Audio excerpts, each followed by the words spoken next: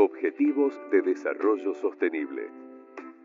En el año 2015, luego de un proceso de más de 2 años de consultas y acuerdos, los Estados miembros de la Organización de las Naciones Unidas adoptaron oficialmente la nueva Agenda Global mediante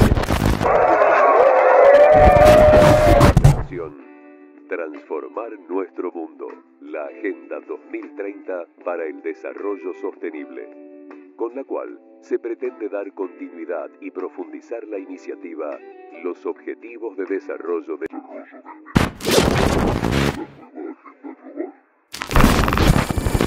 ¿Cuál sería? ¿Cuál es el problema de tener pornografía infantil?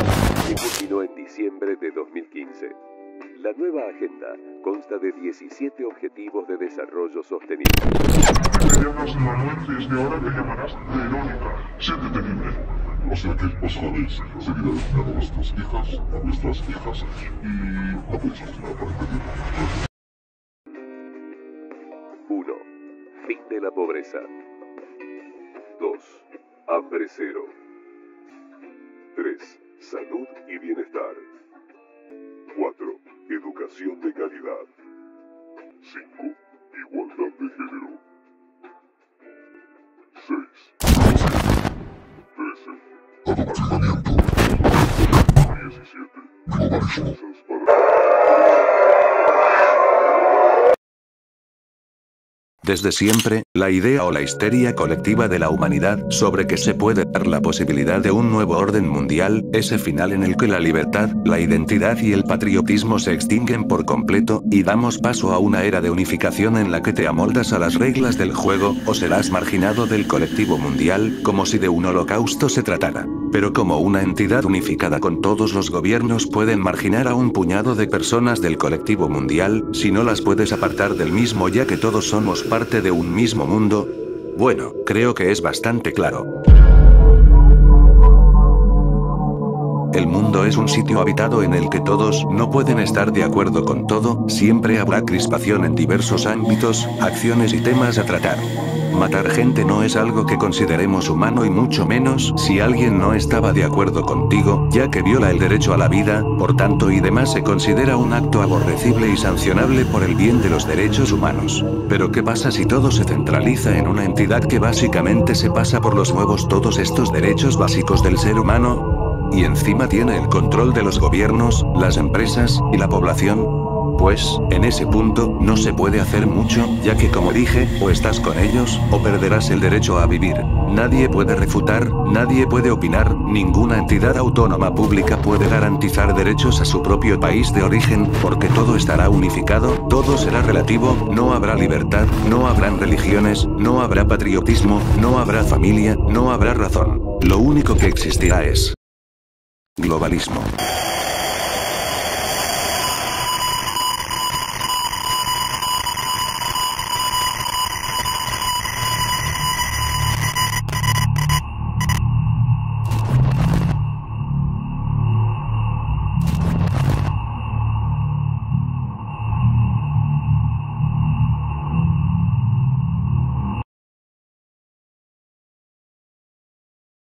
La Organización Mundial de la Salud, entidad pública que se caracteriza por hacer cualquier otra cosa que garantizar la salud física y mental de la humanidad, se ha visto hace ya muchos años involucrada en temas y asuntos relacionados con la cultura woke, generando dudas entre las personas que se encuentran aún en una posición neutral al respecto de este conflicto cultural. Una de las más bochornosas actuaciones de la OMS es confirmar que en realidad existen más de 2 géneros, catapultando a diversos debates sobre esta afirmación, así como la división de algunos medios de comunicación. Así como la OMS, han surgido varias entidades públicas y privadas que están apoyando estas causas sociales, que lo único que hacen es desorientar a las personas, diciéndoles que en teoría son las víctimas de un sistema opresor global orquestado por el malvado y despiadado bloque capitalista. Pero volviendo con la OMS, no solo esta entidad está relacionada y es parte de la cara visible de este oscuro movimiento, sino que también hay alguien que está a favor de este circo y además, financia con exorbitantes cantidades de dinero a la Organización Mundial de la Salud, justamente para que siga empleando este mecanismo perverso que en vez de asegurar la salud física y mental de las personas, la está pulverizando, y a niveles estratosféricos. Una entidad que lamentablemente, está defendiendo lo que alguna vez juró destruir.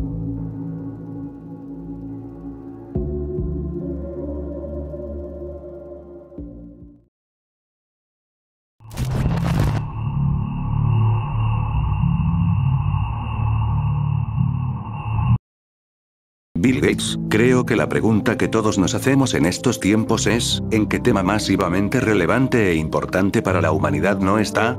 Y es que Bill Gates, uno de los magnates más poderosos del mundo, siempre ha estado envuelto en polémicas. Pero en contexto con todo este tema del globalismo, el cofundador de Microsoft, no iba a ser la excepción, y mucho menos cuando se trata de dominar al mundo. Bill Gates, o conocido por otras personas como el Anticristo, es una de las entidades que más financia a la Organización Mundial de la Salud, a través de su fundación en conjunto con su esposa, Melinda Gates, quienes han estado financiando a la OMS un total de 591 millones de dólares, que supuestamente están destinadas a un único propósito y no tiene nada que ver con la agenda de la OMS, cosa que genera demasiadas dudas y escapa del sentido común de las personas, sobre todo porque la fundación de Bill y Melinda Gates donan una cantidad llamativa de dinero, como para no pensar que la OMS puede estar usándolo además, para seguir contribuyendo en la planificación social y seguir comunicando algunos mensajes que insultan la inteligencia humana. Esto no es una mera acción filantrópica del magnate, ya que no solo él, sino muchos otros magnates financian a la OMS y encima con acondicionamiento detrás, apuntando a un interés en común, y la OMS es el medio políticamente correcto para hacerlo, debido a que la OMS es una entidad que sigue representando seriedad y confianza a la humanidad, y facilita el proyecto que estas entidades tienen y que están resguardándose para la tan ansiada globalización política.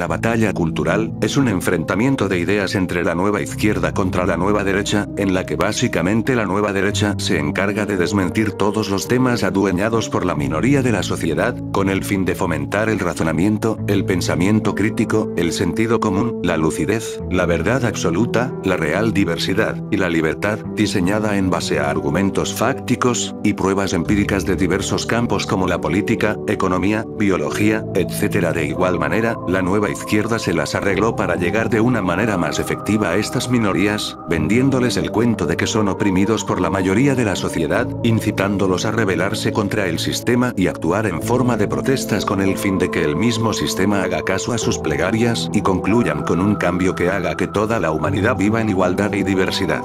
Esto fue ignorado por la derecha clásica, haciendo que esta nueva izquierda fuera retomando relevancia con el paso de los años, hasta el punto en que varios países terminaron siendo gobernados por representantes de izquierdas, empobreciendo a los países de varias partes del mundo, específicamente en Latinoamérica, y en toda Europa.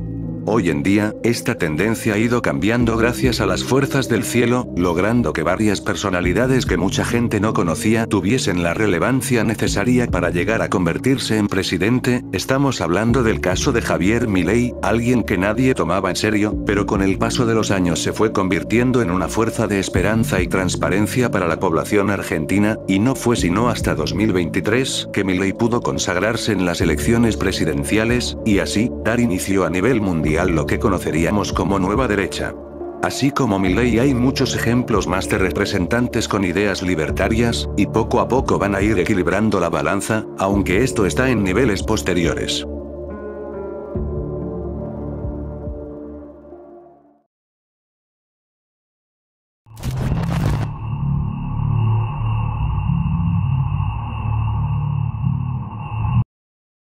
El Foro de Davos es el nombre coloquial del Foro Económico Mundial, una organización internacional sin fines de lucro que organiza una reunión anual en Davos, Suiza.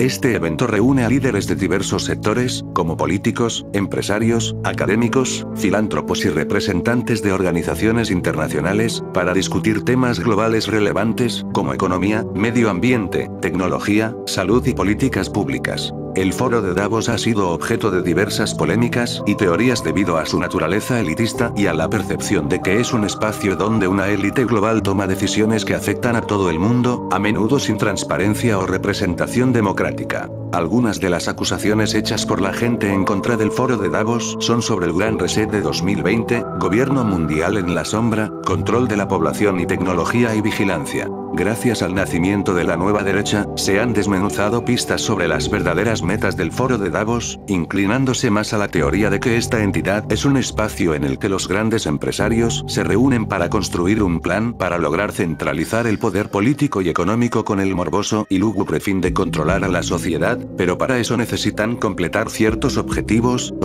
que por ahora no se han completado, pero es cuestión de tiempo para que esto se concrete. Por eso tal cosa como la batalla cultural es un tema bastante importante de la planificación social de los que ansían el control político mundial.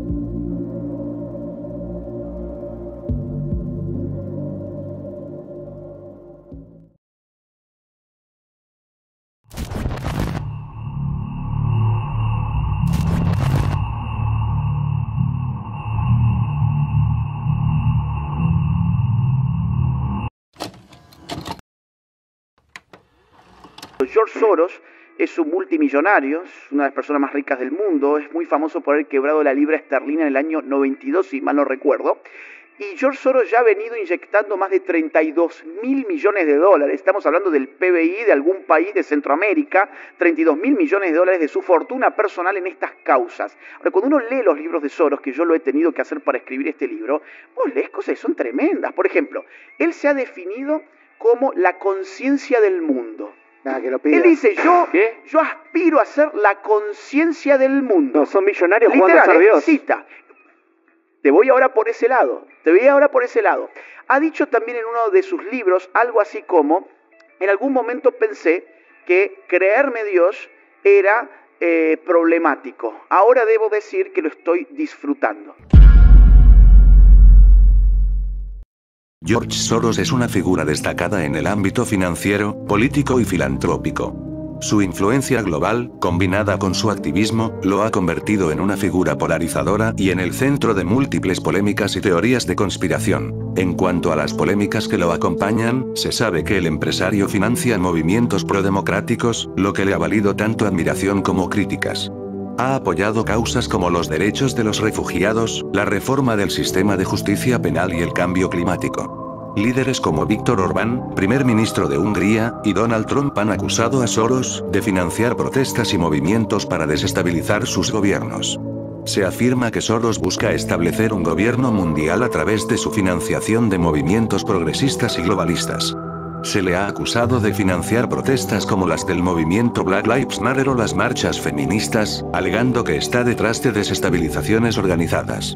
Una de las pruebas más contundentes que inclinan a Soros como un miembro de las ideologías de lujo, es la absurda donación de 32.000 millones de dólares a causas progresistas y organizaciones no gubernamentales, lo que convierte a Soros en un activista de todos los movimientos sociales que están afectando significativamente a la sociedad, y con eso, estupidizar a la gente con el fin de privatizar los espacios políticos y conseguir la centralización del poder total a una sola entidad, aunque esto es una de las tantas teorías que se barajan hasta el momento, aunque estas sí tienen varias pruebas e información pública que refuerza la teoría, y solo es cuestión de seguir indagando en los temas de actualidad que seguirán dando más pistas sobre este escenario.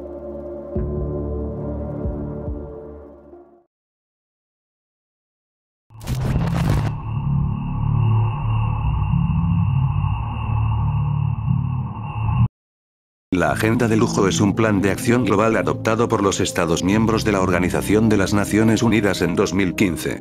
Su objetivo principal es promover un desarrollo sostenible que equilibre el crecimiento económico, la inclusión social y la protección del medio ambiente. Se estructura en torno a 17 objetivos de desarrollo sostenible, que abordan cuestiones como la pobreza, el hambre, la igualdad de género, la educación, la salud, la justicia social y el cambio climático. Estos objetivos están diseñados para ser alcanzados en el año 2030. En cuanto a las polémicas de esta agenda bananera, tenemos la de imposición globalista, costos elevados, desigualdad en la responsabilidad, control global, eliminación de la propiedad privada, reducción de la población, vinculación con el Gran Reset. Si tienen un conocimiento básico sobre temas políticos, sabrán que una de las cosas que quiere erradicar esta agenda bananera, son los derechos básicos del ser humano, como el derecho a la propiedad privada, el derecho a la vida, el derecho a la libertad, etc. Pero lo interesante de esto, es que lo introducen de una manera tan sutil, que gran mayoría de las personas caen en que estas acciones son para el progreso de la humanidad, cosa que ya desde el vamos, es una absoluta y oscura mentira. Aunque lo más gracioso de este tema es que al parecer la ONU se dio cuenta que no va a lograr completar ni la mitad de los objetivos planteados desde ya casi 10 años, y todo parece indicar que la agenda cómica se extenderá hasta 2045, pero hay algo más cómico, y es que ahora van a agregar más objetivos, para que sea aún más inviable de completar. Aunque todo esto se desenvuelve así por una razón, en realidad esta prolongación de la agenda es sino una excusa para que la ONU reciba mucho más poder y dinero del aumento de impuestos de las naciones que son pertenecientes a la misma. Por lo que la agenda del desarrollo insostenible, es un plan el cual no va a culminar nunca, porque si no, no habría algún medio efectivo por el cual ganar poder y dinero necesario para la unificación global, y el control de la humanidad.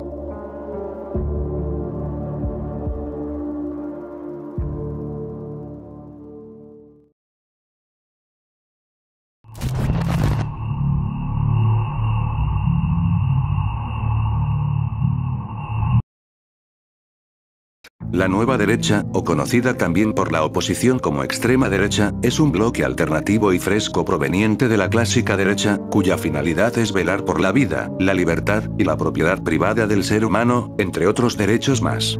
En la nueva derecha no todos los cercanos tienen los mismos pensamientos, pero comparten un mismo objetivo, la prosperidad y el desarrollo humano. Debido a esa ligera discordancia entre los cercanos de este bloque, se promueven valores como el compañerismo, la tolerancia, y el respeto, la unión de distintas fuerzas que comparten un mismo ideal, y que con esta pueden lograr la verdadera diversidad y libertad en su máxima expresión. Un bloque que equilibra el capitalismo con la ideología liberal libertaria, con la idea de que la sociedad tenga libertad real de producir y hacer respetar el bien común de estas a través de los derechos básicos. En la nueva derecha, habitan un sinfín de ideologías que con el paso de los años fueron uniéndose a esta nueva vertiente, defendiendo la política, la economía y la cultura de una manera excelente y superlativa. Entre estas ideologías tenemos populismo de derecha. Enfatiza la división entre el pueblo común y las élites corruptas. Promueve políticas que buscan empoderar al pueblo y rechazan las instituciones percibidas como tecnocráticas o globalistas. Discurso anti-establishment. Ejemplo: Donald Trump, Estados Unidos; Marine Le Pen, Francia. Soberanismo y nacionalismo. Defensa de la soberanía nacional frente a organismos supranacionales como la ONU, la Unión Europea, o acuerdos globales. Énfasis en la identidad nacional, la cultura y las tradiciones locales. Posturas anti-inmigración y protección de las fronteras. Ejemplo: Víctor Orbán, Hungría; Brexit, Reino Unido. Conservadurismo social. Promoción de valores tradicionales, familia, religión, moralidad. Rechazo a las políticas identitarias progresistas y la cultura woke. Oposición al aborto, la eutanasia o la expansión de derechos LGBTQ en ciertos casos. Ejemplo: Vox, España; Giorgia Meloni, Italia. Libertarianismo. Énfasis en la libertad individual, el libre mercado y la reducción del papel del Estado. Críticas al socialismo, al intervencionismo estatal y a los impuestos elevados. Ejemplo: Javier Milei, Argentina; ciertos sectores republicanos en Estados Unidos. Euroescepticismo. Rechazo a la integración europea y al poder de la Unión Europea. Abogan por una mayor autonomía nacional en lugar de ceder soberanía a Bruselas. Ejemplo: Nigel Farage, Reino Unido; Alternativa para Alemania. Neoconservadurismo. Defensa de un orden mundial basado en los intereses nacionales, y a veces militares, de las potencias. Críticas al multilateralismo y énfasis en el liderazgo unilateral. Enfoque en la seguridad nacional y el combate al terrorismo. Ejemplo: sectores republicanos en Estados Unidos durante la era Bush. Antiglobalismo. Rechazo al globalismo percibido como una amenaza a la identidad nacional y los intereses locales. Críticas a corporaciones transnacionales, acuerdos comerciales y políticas climáticas globales. Ejemplo: Jair Bolsonaro, Brasil, segmentos de la derecha en Europa. Paleoconservadurismo. Defensa de un conservadurismo tradicional, enfocado en la preservación cultural y moral. Crítica al multiculturalismo y las políticas de diversidad. Ejemplo. Pau Buchanan, Estados Unidos, ciertas facciones de Vox, España. Teoría del Estado mínimo. Inspirada en el pensamiento de filósofos como Friedrich Hayek y Milton Friedman. Busca reducir el tamaño del Estado, desregular la economía y privatizar servicios públicos. Ejemplo. Movimiento libertario en América Latina, como Javier Milei. Identitarismo. Resalta la importancia de las raíces culturales y étnicas de las naciones. En algunos casos, puede derivar en movimientos de supremacismo blanco o xenofobia. Ejemplo. Movimientos identitarios en Europa y Estados Unidos. Cristianismo político. Integración de valores cristianos en las políticas públicas. Rechazo al secularismo y defensa de la influencia religiosa en la sociedad. Ejemplo. Conservadores evangélicos en Estados Unidos, sectores católicos de derecha en Europa y América Latina.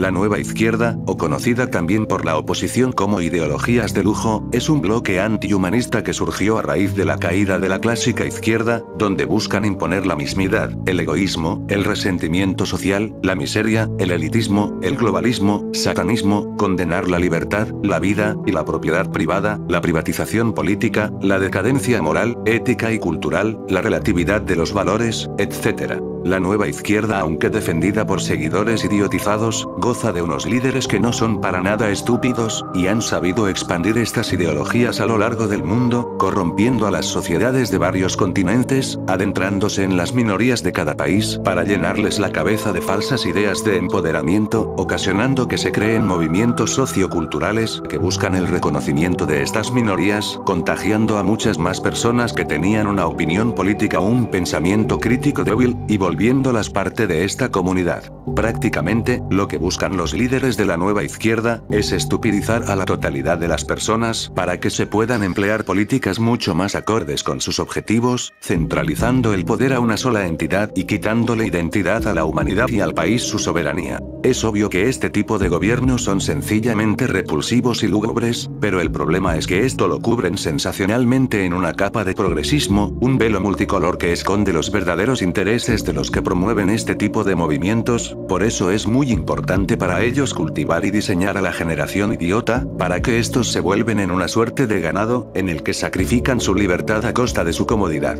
Concluyendo en una sociedad carente de cultura y ambición. Como han podido dilucidar, la nueva izquierda no goza de un esqueleto armónico entre líderes y seguidores, ya que en el caso de los líderes, sabemos que son gente bastante inteligente aunque con intenciones perturbadoras, en cambio los seguidores de estos líderes son gente totalmente estúpidas, desahuciadas, y sin identidad, ocasionando el correcto control sobre ellos, y garantiza un gobierno eterno por parte de esta élite. Entre estas ideologías tenemos crítica al capitalismo y al comunismo tradicional. Aunque la nueva izquierda comparte con la vieja izquierda la crítica al capitalismo, también cuestiona el autoritarismo y la burocracia de los regímenes comunistas, especialmente el modelo soviético. Promueve una democracia participativa en lugar de jerarquías rígidas. Énfasis en la democracia participativa. La nueva izquierda aboga por un modelo de democracia directa, donde las personas participen activamente en las decisiones políticas y sociales, en lugar de delegar el poder exclusivamente en representantes.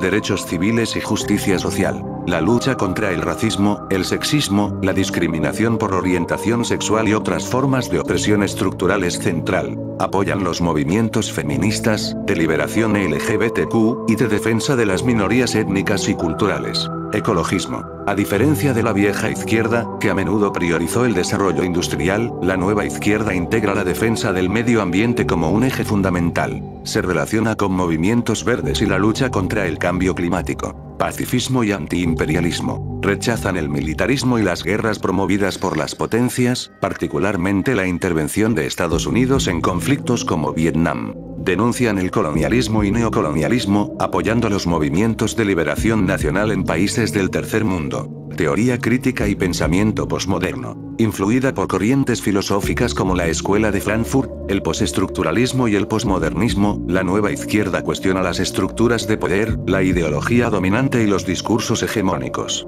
Destaca la importancia del análisis cultural y simbólico en la política. Movimientos estudiantiles. La nueva izquierda estuvo profundamente vinculada a los movimientos estudiantiles, como el de mayo de 1968 en Francia, que reivindicaron una transformación cultural y educativa. Interseccionalidad. En las últimas décadas, la nueva izquierda ha adoptado el concepto de interseccionalidad, que examina cómo diversas formas de opresión, género, raza, clase, sexualidad, etc., se entrelazan y se refuerzan mutuamente.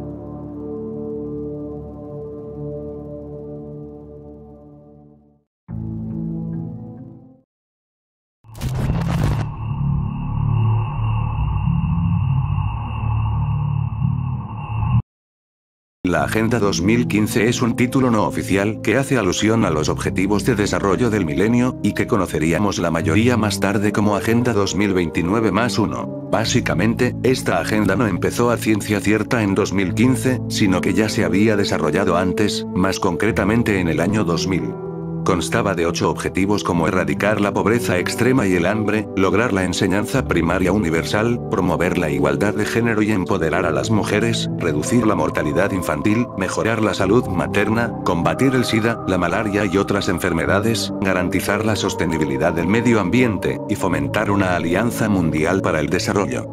Todos estos objetivos tenían que estar consolidados en el año 2015, pero como pasó también con la agenda progresista, la ONU se dio cuenta que no iban a llegar a completar los objetivos trazados desde el 2000, de hecho no estaban ni cerca de completarlo, y es por eso que en el año 2012, en un evento de la ONU llamado Conferencia de las Naciones Unidas sobre el Desarrollo Sostenible, o también llamado Río+20, se redefinieron los objetivos de la Agenda 2015 y pactaron una nueva versión de esta, que sería mostrada en el año de culminación de esta agenda. Así es como en 2015, los 193 Estados miembros de la ONU aprobaron lo que conoceríamos y lamentaríamos como Agenda a prueba de idiotas, en la que se redefinieron los objetivos y en vez de 8, colocaron 17 objetivos y además de eso añadieron 169 metas específicas, con el propósito de erradicar la pobreza, proteger el planeta y garantizar la prosperidad para todas las personas, bajo el lema no dejar a nadie atrás. Al final y como era de esperarse, la ONU sigue sin concretar los 17 objetivos y mucho menos las 169 metas, y para rematar no están ni siquiera en la mitad del desarrollo de esta agenda, por lo cual se han visto obligados a ampliar el plazo de esta agenda hasta el año 2045, donde seguramente meterán más objetivos y sobre todo muchas más metas a cumplir, pero como sabemos, esto es pura actuación, y tal cosa como la creación de una agenda para el desarrollo sostenible es una cosa innecesaria y carente de cualquier sentido común, como si el mundo necesitara que alguien diga que hay que reducir la pobreza, cuando en realidad es un problema más que evidente, aunque ya sabemos que la élite no usa esta agenda para resolver los problemas de la humanidad, sino para resolver sus problemas.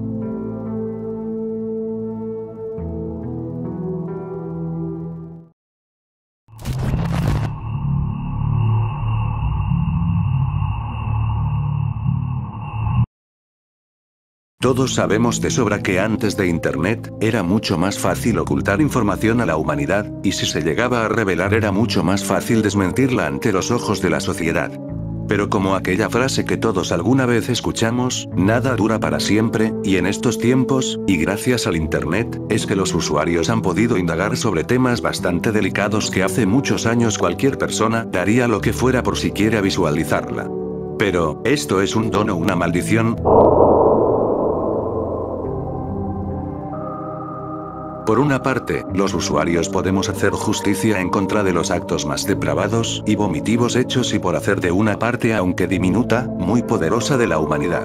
Pero por otro lado y actuando como espada de doble filo, estamos expuestos a enterarnos de secretos que durante muchos años estuvieron cubiertos, dentro de las corporaciones más poderosas del mundo. Músicos, actores, directores, empresarios, políticos, cantantes, influencers, y entre otros grupos más, fueron parte de uno de los actos más despiadados y denigrantes cometidos en la historia de la humanidad, y descrito por muchos como lo peor que puede llegar a hacer un ser humano, el abuso infantil.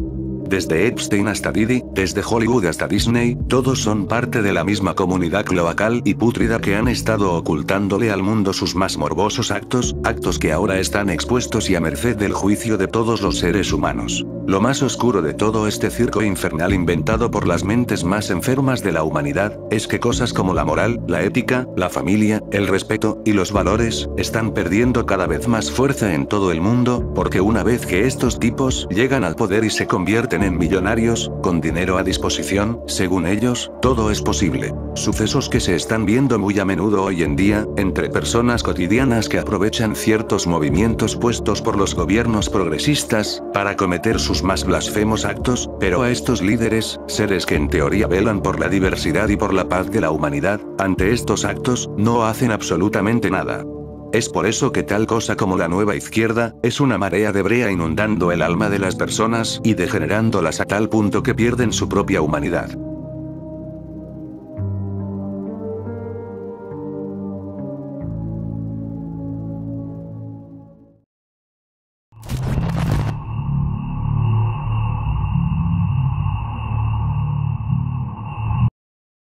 Agustín Laje, es un escritor y politólogo argentino, prócer de la nueva derecha y uno de los engranajes más importantes de este bloque en la batalla cultural.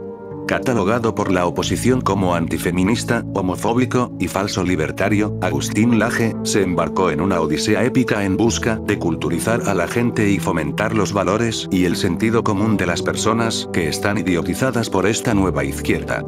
Durante muchos años, Agustín Laje ha sido referente en la batalla cultural, y se ha sabido posicionar como una de las personas más influyentes en el mundo en el ámbito político. Actualmente, cuenta con 6 libros de los cuales 4 son escritos solamente por él, y los otros 2 en compañía de su hermano de guerra Nicolás Márquez.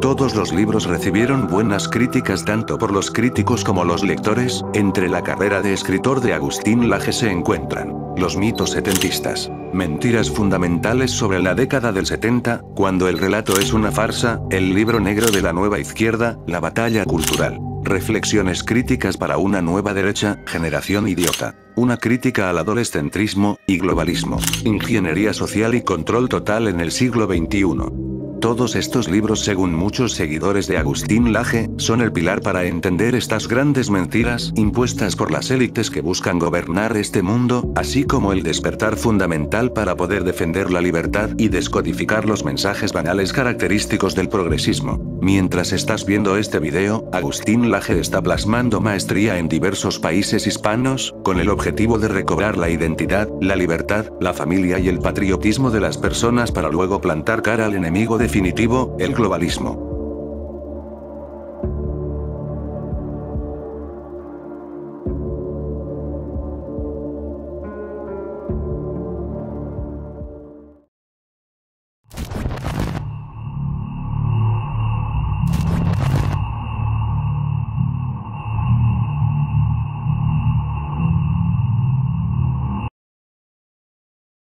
Dentro del tema en cuestión del globalismo, existe un término reconocido como privatización política, que es básicamente, y como su nombre lo indica, la privatización de espacios políticos que al ser financiados por entidades privadas, tienden a funcionar y actuar en base a intereses particulares y no públicos como habitualmente debería ser. Entidades que son supranacionales y supraestatales que no se rigen bajo ninguna orden superior, ya que están por encima de cualquier nación o estado. A través de la privatización en espacios políticos, estas entidades crean movimientos y agendas con el fin de que en relación a estos dos elementos se puedan llegar al desarrollo sostenible. Esta excusa no es sino una forma políticamente correcta de efectuar dichos intereses particulares, imponiendo indirectamente a las naciones que acaten a los objetivos que se tienen planteados para garantizar el bien de la humanidad. Pero ¿cuál es el truco? Como sabemos, la agenda de estas entidades elitistas funcionan a través de un método que está destinado al fallo, porque así como pasó en el 2000, 2015 y 2024, estas entidades elitistas van a salir con la excusa de que estos objetivos no se pudieron cumplir por culpa de las naciones que no cooperaron de la forma más óptima para el desarrollo de la humanidad, y ahí es donde además de redefinir la agenda de los elitistas, van a pedir más poder para poder llevar a cabo de una manera más efectiva los objetivos de la nueva agenda que se desarrollará próximamente, donde meterán más objetivos y más metas para que este proceso sea mucho más inviable y así obtener más y más poder, concluyendo en que al final las naciones terminen perdiendo soberanía y control sobre sus propias políticas y libertad económica. Ahí es donde entran los movimientos de las minorías, que sirven como medio para estupidizar a la población, volviéndola inestable y sumisa para poder optar con más efectividad este tipo de políticas globalistas. Y para hacer esto más lúgubre, dichos movimientos son financiados por el Estado que responde a estas entidades elitistas, que debido al resultado positivo recibido por estas élites, es que están ganando cada vez más poder político para inventar nuevas ideologías ridículas para que la gente estúpida se siga tragando, la nación se empobrece cada vez más, y finalizando en un modelo de gobierno global en la que estas entidades elitistas se consoliden en el poder. Entre estas entidades elitistas, se reconoce a través de información sólida en Internet, que esta élite está compuesta por millonarios, políticos, y organizaciones mundiales como la OMS, la ONU, y el Foro de Davos. Aunque todas estas pruebas apunten a que este plan de dominación mundial es un hecho, aún no hay pruebas completamente fácticas como para argumentar de manera formidable toda esta conspiración llamada privatización política.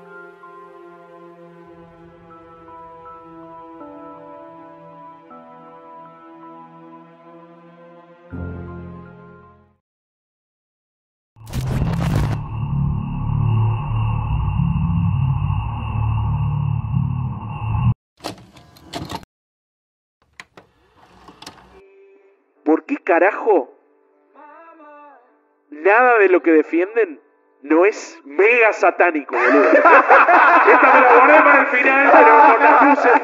Boludo, ¿te fijas? Valenciaga, están con los demonios, con los pedófilos. Mira, ahí ¿Qué ya onda, loco? entro en un terreno que no es el mío, que es la teología. ¿Qué onda? Pero viste Sí, que tienen sí. esas tendencias. Mira, te voy a decir algunas cosas. Yo creo que esta gente no es que sea atea, no es que no cree. Es que creen otra creen, cosa. pero Claro. sirven a otra cosa.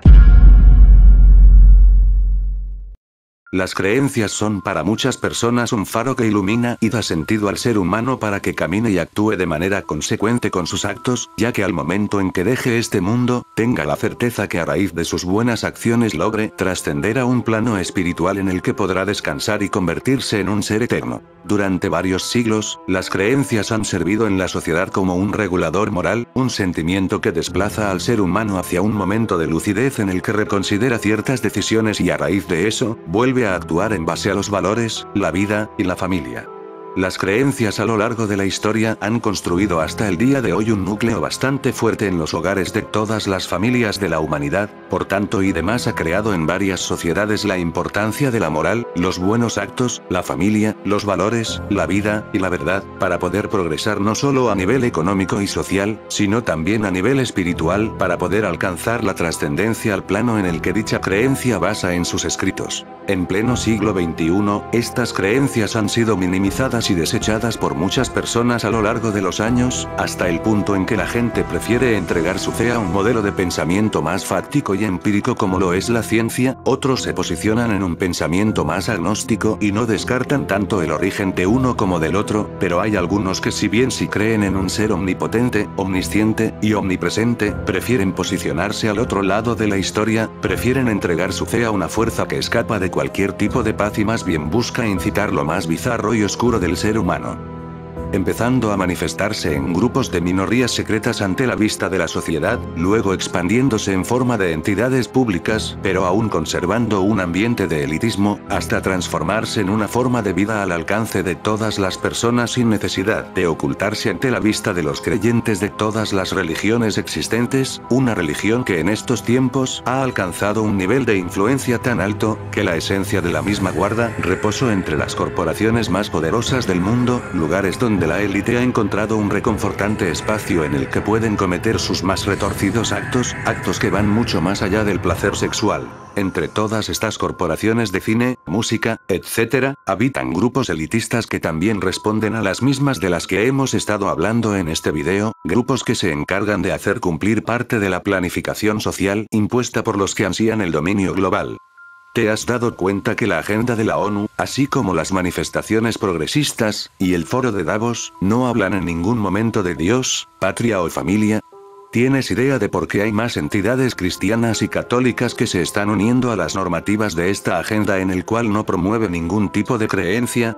¿Te has percatado el por qué en publicidad, canciones, películas, ropa, etc., hay mucho contenido relacionado con el satanismo?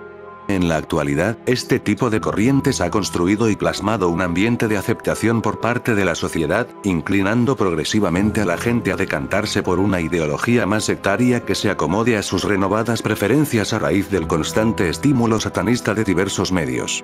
El satanismo es uno de los medios pertenecientes a los objetivos de estas élites, cuya finalidad es alejar a la humanidad de cualquier creencia para que este regulador moral se extinga y dé paso a una generación sin valores, sin familia, sin propósito, sin moral y sin límites, que darán paso a una era apocalíptica y repulsiva en el que todo será relativo, dando vía libre a estas élites que ahora con una sociedad carente de religión, patria y familia, ejecuten la centralización del poder a estas organizaciones y dar comienzo a un sistema de gobierno global en la que las élites tendrán absoluto control de las masas.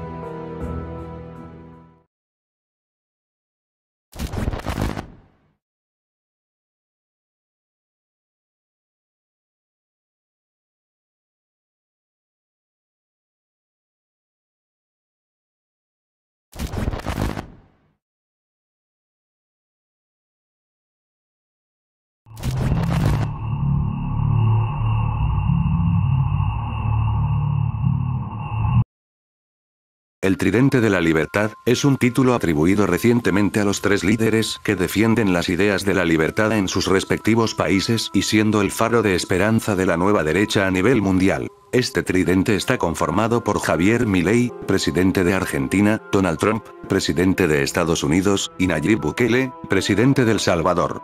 Estos grandes representantes de su país han sabido capitalizar las necesidades del grueso de la población, gestionando y ejecutando las medidas necesarias para el incremento económico del país, así como devolverle a los ciudadanos la confianza, el patriotismo y la libertad que tanto ansiaba la sociedad desde hace mucho tiempo. Aunque no comparten ideologías y filosofías idénticas, apuestan y luchan por el bienestar de sus naciones, defendiendo la libertad y la seguridad de los ciudadanos. En varias reuniones hechas por estas organizaciones mundiales, han manifestado su disgusto por estos movimientos antinacionalistas por parte de los que organizan estos eventos, hablando del globalismo, el movimiento woke y el socialismo. Si bien es cierto que aún en cuanto a gobernanza se refiere, solo Milei y Bukele están ejerciendo oficialmente su labor como presidentes, ya que Trump, reciente ganador de las elecciones estadounidenses, aún no puede ejercer su mandato hasta principios del 2025.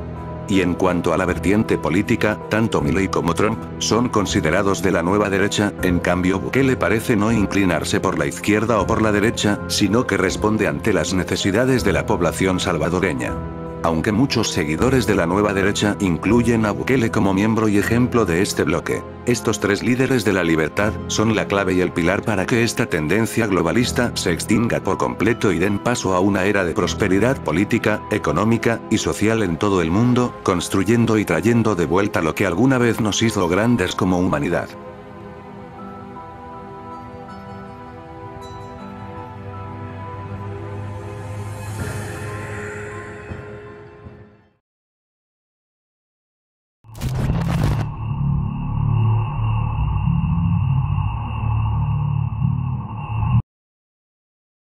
La cuarta revolución industrial es una transformación tecnológica y social que se caracteriza por la convergencia de tecnologías digitales, físicas y biológicas, lo que está redefiniendo la manera en que vivimos, trabajamos y nos relacionamos. El término fue popularizado por Klaus Schwab, fundador del Foro Económico Mundial, en 2016. El libro llamado La Cuarta Revolución Industrial, escrito por el fundador del Foro de Davos, explica que la Cuarta Revolución Industrial erradicará muchos más empleos de los que genera, por lo cual al haber muchas personas que empleos, ocasionaría un nivel de pobreza mayor y la calidad humana se reduciría significativamente o por lo menos para el grueso de la población. Entonces, ¿cuál es la solución para Klaus Schwab?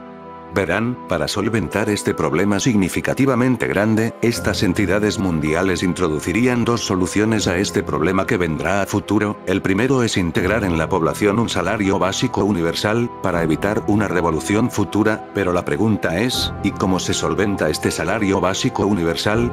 Hay una cantidad de puntos que consideran necesarios para poder emplear esta solución de manera efectiva. Estas son: aumentar impuestos progresivos, incrementar los impuestos a las personas con mayores ingresos o grandes patrimonios, eliminar subsidios regresivos, redirigir el gasto en programas sociales ineficientes o que benefician desproporcionadamente a los sectores más ricos, impuestos corporativos, implementar tasas más altas para las grandes corporaciones, especialmente aquellas que se benefician de la automatización y la inteligencia artificial, impuestos sobre robots y automatización. Los sectores altamente automatizados podrían contribuir con impuestos adicionales para compensar la pérdida de empleos causada por la tecnología. Tasa digital global. Gravar a las grandes empresas tecnológicas y de plataformas digitales que obtienen ganancias significativas a nivel global. Dividendo de recursos naturales. Usar los ingresos provenientes de la explotación de recursos naturales, petróleo, gas, minerales, para financiar el ingreso básico universal. Ejemplo: el Fondo Permanente de Alaska, que proporciona un dividendo anual a sus ciudadanos. Simplificación del sistema de bienestar. Sustituir programas sociales fragmentados y costosos por un único pago universal. Esto podría reducir los costos administrativos. Recortes en áreas menos prioritarias. Reasignar el presupuesto de sectores menos esenciales para financiar el ingreso básico universal. Impuestos sobre el carbono. Implementar gravámenes por emisiones de carbono y destinar los ingresos al ingreso básico universal, incentivando a la vez la sostenibilidad ambiental. Renta mínima garantizada desde bancos centrales. Crear dinero directamente por parte de bancos centrales para financiar el ingreso básico universal, aunque esto requeriría un manejo cuidadoso para evitar inflación excesiva. Alianzas público-privadas. Fomentar la colaboración con empresas que se beneficiarían de una fuerza laboral más saludable, educada y sin estrés económico. Donaciones filantrópicas. Grandes empresarios y fundaciones podrían financiar proyectos piloto o apoyar la transición hacia un modelo sostenible. En resumen, esta solución de facilitarle a la población sus preocupaciones con salario básico universal, terminaría creando un sistema que no pueda conocer el fallo, o sea que todos los engranajes que conforman toda esta solución tienen que estar bien colocados y de no hacerlo, todo el sistema se iría a la mierda, y con ello, el salario básico universal, que ya de por sí es un método claramente parecido al socialismo. Aparte que no todos los gobiernos y sectores van a querer optar por este tipo de políticas, y sin contar que de aplicarse este método, no garantizaría completamente de que se puedan evitar casos de inflación descontrolada a raíz de estas prácticas. Una vez visto las tambaleantes soluciones de este problema, veamos un poco los problemas que genera esta cuarta revolución industrial, tomando en cuenta que muchos de estos problemas se verán con más eventualidad en el futuro, afectando a gran parte de las personas. Entre estos tenemos, automatización de fábricas. Robots industriales realizan tareas que antes hacían trabajadores humanos. Vehículos autónomos. Podrían eliminar la necesidad de conductores en sectores como transporte de mercancías o taxis. Cajas automáticas en tiendas. Reemplazan cajeros en supermercados y otros comercios. Desajuste de habilidades. Las personas desplazadas no tienen formación en los campos emergentes. Brechas educativas. Falta de acceso a capacitación en regiones menos desarrolladas. Desigualdad geográfica. Las zonas urbanas con acceso a infraestructura tecnológica se benefician más que las áreas rurales. Polarización del empleo. Los trabajos altamente cualificados, tecnología, y de bajos ingresos, servicios personales, crecen, pero los trabajos de nivel medio disminuyen. Desempleo crónico. Marginación económica y social. Impacto psicológico y social. Y el segundo punto que introducirían tras la cada vez más cerca cuarta revolución industrial, es estupidizar a la gente, volverla completamente sedentaria, volverla completamente destrozada mentalmente, como pueden serlo el consumo desenfrenado de pornografía, drogas, etc. Factores que harán a la sociedad más dócil y controlable para poder introducir todo este tipo de políticas. Pero de este segundo punto lo veremos más adelante.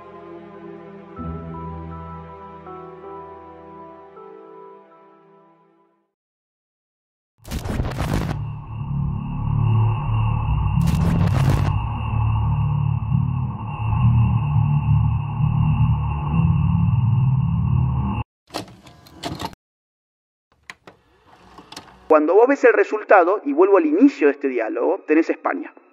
¿Por qué España? España tiene hoy una tasa de natalidad que está a la mitad de lo que necesita para recambiar sus generaciones. De una pirámide poblacional invertida. Invertida, Claro. no hay chicos, la gente tiene o gatos o perros, el resto se va de España, los hombres tienen terror de las mujeres porque te pueden denunciar de cosas que no has hecho, la familia está descompuesta, está todo reventado. Y cuando vas a ver cuántos pibes se abortan, cuántos españoles se abortan por año, el último dato arrojó 103.000. 103.000. Ahora, ¿Por un año? Por un año. ¿Cuántos nacen? Para darnos una idea de qué estamos hablando. Sí. 400.000. O sea, redujiste la natalidad de España en todo un año un 20%. Un 20%. No. Un 20%. Una pirámide poblacional, o pirámide de población, es un gráfico que representa la distribución de una población según edad y sexo. Su estructura permite visualizar de manera clara cómo se compone una sociedad en términos de generaciones y el equilibrio entre hombres y mujeres. En cuanto a las formas típicas de una pirámide poblacional, tenemos estas. Forma triangular o expansiva. Refleja una población joven con alta natalidad y alta mortalidad.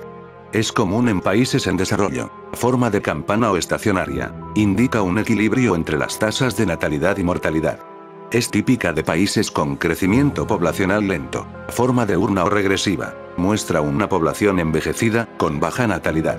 Es frecuente en países desarrollados con tasas de crecimiento negativas. Ahora, agregando el filtro de globalismo, nos compete hablar sobre la forma piramidal más perjudicial para una sociedad, la pirámide poblacional invertida. Esta pirámide se caracteriza, como ya saben, por plasmar a la población joven en una cantidad menor y la población anciana en una cantidad mayor, significando que la sociedad no tiene el suficiente recambio generacional para que dicha sociedad pueda prosperar en una futura generación. Esto ya se notaba en continentes como Europa, pero el país del que vamos a hablar sigue peligrando en la tasa de natalidad, y esto de mantenerse así, perjudicaría bastante a la población de dicho país. En este caso, hablaremos de España. Gracias a datos públicos, sabemos que la tasa de natalidad de España está a la mitad de lo que necesita para lograr un cambio generacional. Esto se sabe ya que la tasa necesaria para asegurar un cambio generacional en la sociedad, se necesita 2.1% por mujer, pero en el caso de España, la tasa de natalidad es de 1.2% por mujer, por lo que básicamente es la mitad del promedio requerido.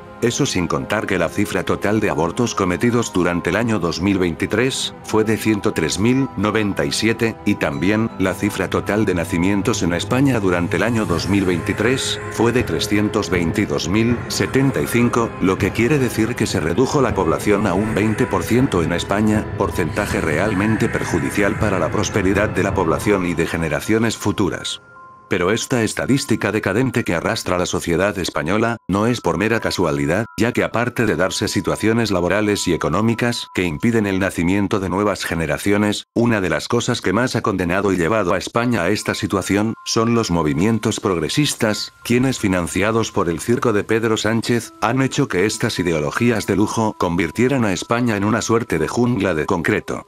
Ya sea la inmigración, los derechos LGBT, el feminismo, el aborto, y el transgenerismo, es evidente que cada uno de estos movimientos fueron perjudicando a la sociedad española, hasta el punto de estropear la familia, la moral, el patriotismo, la religión, etc. Los únicos que pueden salvar y revertir este panorama decadente que pasa la población española, son los mismos españoles. La nueva derecha de manera progresiva está ganando terreno en varios países y esto ilumina el camino de las sociedades, quienes están siendo gobernadas por gente que supuestamente dicen representar las necesidades del pueblo, pero solo velan por sus intereses. Tarde o temprano, tanto España como otros países de Europa podrán por fin expulsar las ideas de la nueva izquierda y dar paso a una era de libertad en la que el prójimo podrá realizar su proyecto de vida en conjunto y blindado por sus derechos que le corresponden como ciudadano, como lo son la vida, la libertad, la propiedad, etc.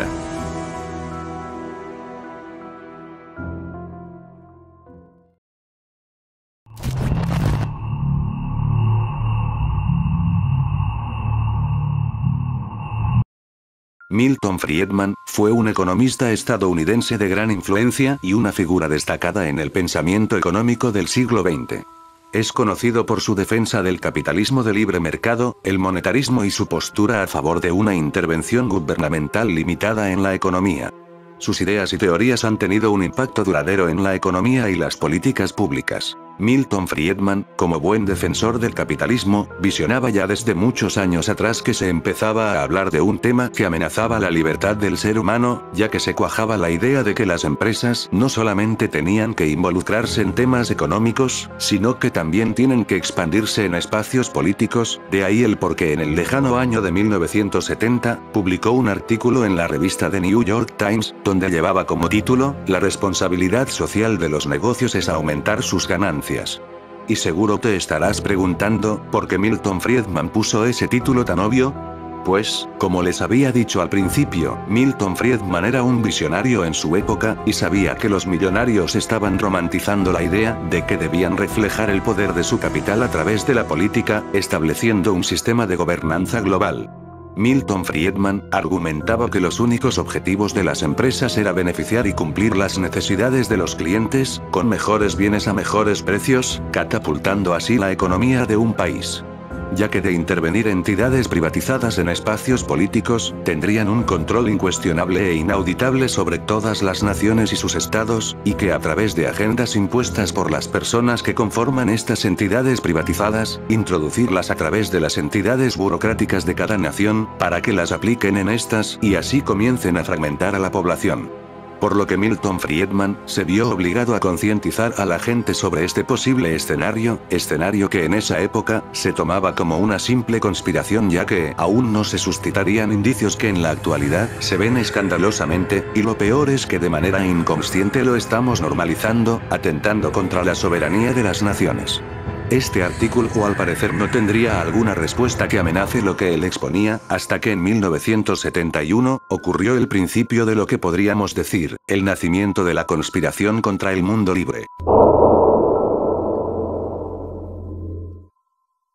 Klaus Schwab, pieza importante en esta historia y que seguro se te hará conocido ya que hablamos de él hace unos minutos atrás, fue cooptado por la Comisión Europea, para crear una nueva vertiente en vista de que en el futuro combata lo que hoy se conoce como neoliberalismo, filosofía que es parte de un bloque que en un futuro conoceríamos como nueva derecha. Esto en desacuerdo con aquel artículo de Milton Friedman, quien opinaba que las empresas solo deben meterse en asuntos económicos y no políticos. Lo que la Comisión Europea y Klaus Schwab veían era un escenario donde las empresas tenían que expandirse en el mundo de la política, y que éstas debían tener una responsabilidad social, con el fin de reunir a millonarios, economistas y políticos de todo el mundo para debatir sobre temas de repercusión global, y con eso, implementar ideas que tengan impacto en la vida de la gente. Es por eso que en 1971, Klaus Schwab fundaría el Fondo Europeo de Gestión, que más tarde todos conoceríamos como Fondo Económico Mundial, organización privada que se encarga de justamente todo lo que Milton Friedman ya había visualizado en 1970. Aquí dejo un pequeño extracto de lo que Milton Friedman visualizaba. Esta es la razón de por qué la doctrina de la responsabilidad social involucra la aceptación del punto de vista socialista, de que son los mecanismos políticos, y no los mecanismos del mercado, la manera más apropiada para determinar la asignación de recursos escasos para usos alternativos.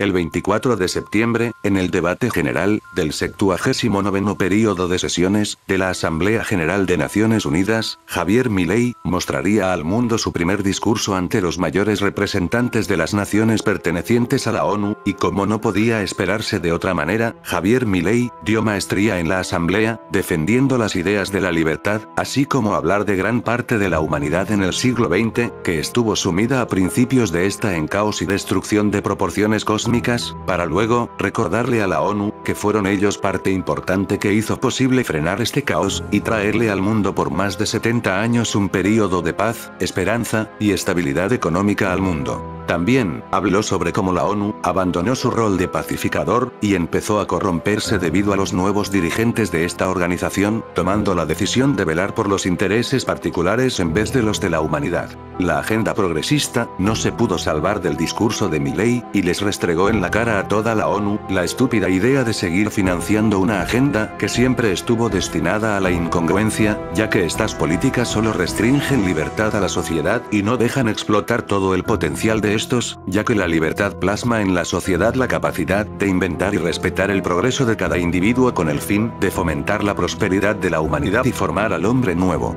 Al parecer el discurso antiglobalista de Milei no iba a ser el único tema polémico entre los medios de comunicación, sino también que en dicho discurso, se reveló que Javier Milei había cometido plagio en algunos fragmentos de su discurso que catapultaron al presidente en un tema de debates acerca de su transparencia como persona, aunque sinceramente, el orden de los factores no altera el producto, e igualmente Javier Milei, de no haber plagiado un monólogo, la ONU no se hubiese salvado de la semejante humillación que les costó su propia imagen ante el público que expectaba y que dejaría uno de los momentos más sangrientos hechos por el presidente de la nación argentina. Aquí dejo el discurso para que puedan deleitarse con mucho gozo y regocijo.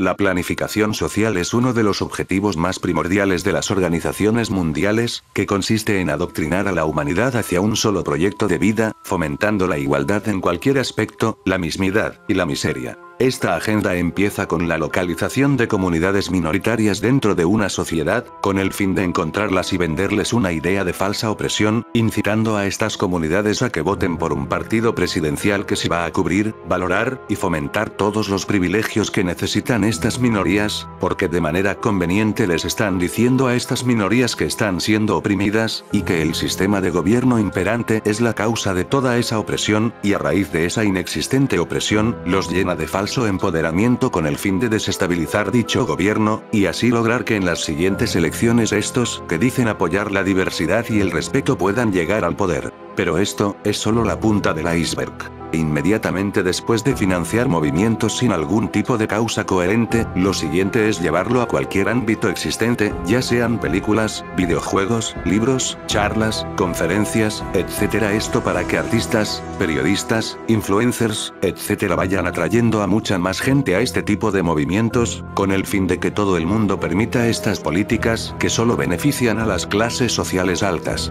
A raíz de la victoria del capitalismo al término de la Guerra Fría, ha ocasionado que con el paso del tiempo, la igualdad entre clases se democratizara mucho más, tanto que hasta un emprendedor de clase baja, en una proyección de tiempo mediana o alta, logre maximizar su negocio tanto en personal como infraestructura, logrando mucha más capital, y por ende, conseguir una solvencia económica mucho más alta. El capitalismo pudo reducir las diferencias materiales entre clases, por lo que al final, generó mucha esperanza para la gente trabajadora, pero mucho resentimiento para las clases más altas. Por lo que al no tener algo en concreto que los diferencie del resto como era hace mucho tiempo, los bienes materiales, ahora encontraron algo que es intangible, y estas son las ideologías, de ahí el nombre alternativo de la nueva izquierda, ideologías de lujo. ¿Y por qué se refieren a la nueva izquierda como ideologías de lujo?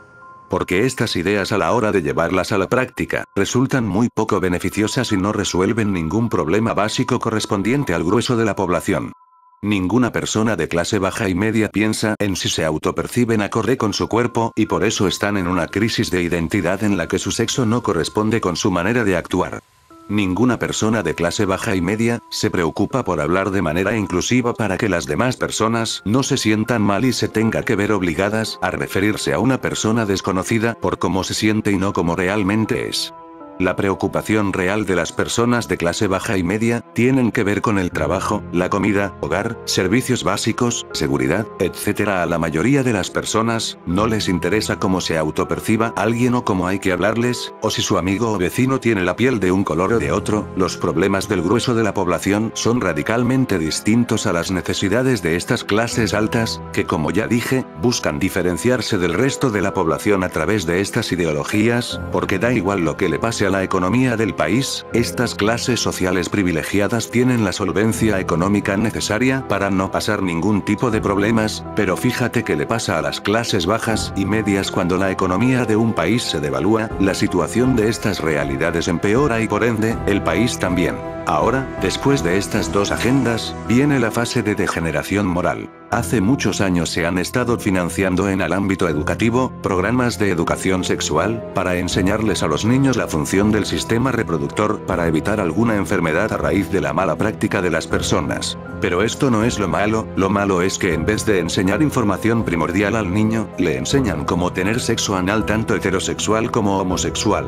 Como también le enseñan que el género es un mero constructo social, y que el sexo no existe porque según ellos, el hombre o la mujer no nacen sino que se van formando a raíz de experiencias que determinan quién es esa persona. Pero ojo, esto también se desenvuelve así, pero lo que te dicen estas personas es que el género no tiene ninguna relación con el ámbito científico, cosa que es absolutamente falsa, de hecho tiene que ver en mayor parte a un estudio biológico a que uno cultural, si bien los dos son parte fundamental del género, la parte biológica tiene mucha más importancia que la cultural. Por eso es que a raíz de educar de esta forma a los niños, nos trasladaremos a un escenario en el que las personas no van a saber ni siquiera qué es una mujer o qué es un hombre, y a eso estos tipos lo llaman diversidad. Después, viene la legalización de las drogas y el contenido invasivo de pornografía. Las élites quieren a las personas atomizadas, las quieren en un ambiente totalmente solitarias, sucumbidas en la droga o pornografía, etc. Quieren que las personas se autodestruyan mentalmente a raíz del consumo desenfrenado de estas dos adicciones, con el fin de que seas un ciervo infeliz y carente de pensamiento crítico. Tal y como pasa en Kensington, un barrio de Estados Unidos que está totalmente consumido por la adicción al fentanilo, por lo que este barrio ha sido apodado a nivel mundial como el barrio zombie. A su vez, ha crecido considerablemente en varias redes sociales el contenido pornográfico en todo el mundo, renovando esta industria a páginas que te ofrecen pagar una membresía para poder acceder a una diversa variedad de contenido de la persona a la que pagaste dicha membresía. Tanto es así que en los últimos años se llegó a un punto del que muchos pensaron que no ocurriría, que es la de fantasear sexualmente con miembros de tu familia, algo realmente repulsivo que refleja la creciente degeneración moral de algunas personas, y todo este tipo de contenido, así como las palabras de algunos políticos, como es el caso de la ex ministro de España cuyo nombre es Irene Montero, diciendo que los niños pueden tener relaciones sexuales con los mayores si es que ellos así lo desean, una completa blasfemia, y los movimientos LGBT, que lo único que quieren es que el gobierno introduzca leyes de autopercepción de cualquier ámbito, haciendo que pedófilos se identifiquen como niñas de 12 años, el gobierno les permita ir a un colegio, y después, abusar de todos los niños que tengan a su alcance. Y ahí no vas a poder hacer nada, porque si le corresponde irse a la cárcel, el sistema penal no va a poder hacer nada porque este pedófilo se autopercibe como niña de 12, y como en el gobierno se implementaron estas leyes LGBT, pues no se puede proceder al caso, y por ende, lo dejan en libertad. Lo único que fomentan estos movimientos, es que gente enferma mentalmente tenga libertad de hacer lo que quieran. Otra agenda de las élites, es reducir la natalidad en el mundo, ¿y cómo hacen eso? Movimientos a favor del aborto. Este movimiento, aunque muy polémico, es bastante perjudicial para la natalidad de la humanidad, ya que el aborto es el asesinato de un ser vivo, por tanto y demás violenta un derecho básico del ser humano, que es el derecho a la vida. Pero estas grandes organizaciones mundiales, no les importa concientizar a las mujeres y mucho menos decirles la verdad con respecto al aborto, y mientras un bebé muere, un violador sale de prisión. Qué gran trabajo de las ideologías de lujo, que como dije anteriormente, se preocupan más por su estatus social, que a velar por toda la humanidad. Hoy en día, nadie sabe si una persona es mujer, hombre, niño, adulto, robot o cucaracha. Ningún hombre quiere hablarle a una mujer por miedo a que cuando le diga un piropo lo denuncien. Hoy en día hay gente que piensa que la moral es relativa. Hoy en día la pornografía ha hecho que la imagen de las familias se usen para transmitir una fantasía sexual de algunas personas que bien de la cabeza no están, y hoy en día si quieres alzar la bandera de tu país, acabas muerto por personas que ni siquiera son de tu país, y llegaron a este gracias a una inmigración ilegal causada por un gobierno de la nueva izquierda.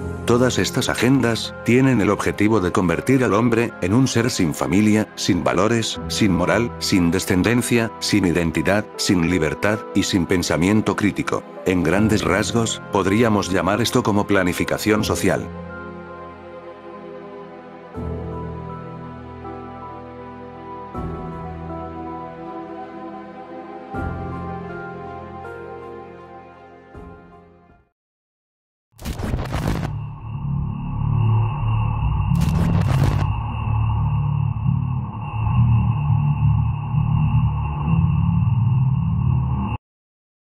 La falsa diversidad, es lo que la nueva derecha llama a la cultura woke promovido por la nueva izquierda, que fomenta entre comillas la diversidad, el respeto, y el libre pensar. Estas características autopercibidas por la nueva izquierda han sido desmentidas por la nueva derecha, remitiéndose a pruebas fácticas que validan la evidente falsedad que la comunidad woke maneja en todos sus movimientos. La diversidad no existe en la comunidad woke, ya que si ven a un hombre blanco heterosexual con familia y delgado, inmediatamente saldrán a criticarlo, ya que ellas consideran que las características de ese hombre se perciben como un discurso de odio, cosa que vulnera su supuesto mensaje de diversidad, respeto y libre pensar. Lo que ellos en realidad están fomentando es la mismidad, que en términos como la antropología y la psicología, la mismidad también tiene un significado particular, pero siempre está relacionada con la identidad.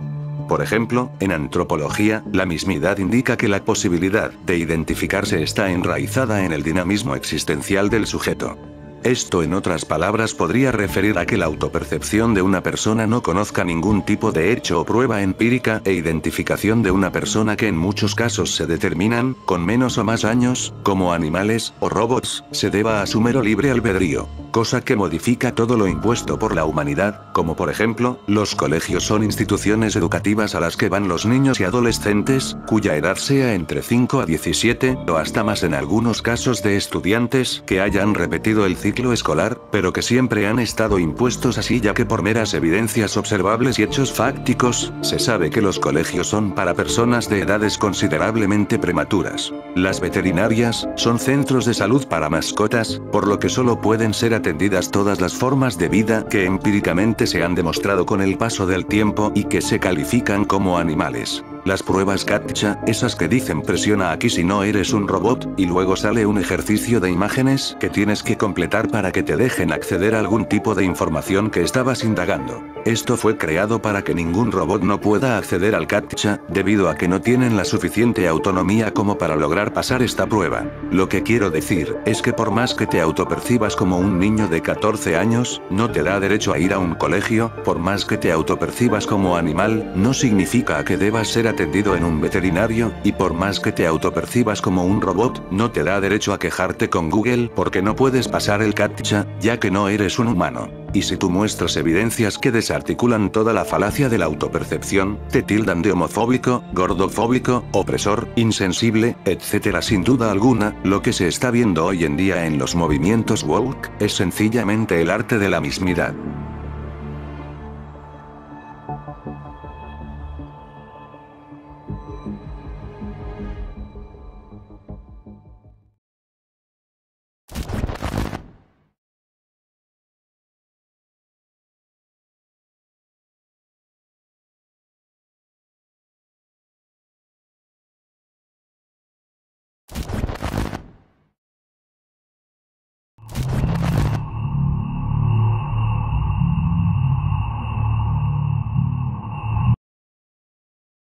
La teoría de la reducción de la población es un concepto que surge en diversos contextos, dependiendo de la disciplina o perspectiva desde la que se analice. A menudo, estas teorías son objeto de debate, especulación e incluso controversia. Aquí hay un resumen de las variantes más comunes. Estas teorías se basan en datos científicos y estudios demográficos, y se enfocan en cómo y por qué la población puede disminuir naturalmente o a través de políticas. Ejemplos incluyen: tasa de natalidad decreciente. En países desarrollados, la baja tasa de natalidad combinada con una población envejecida lleva a la reducción poblacional.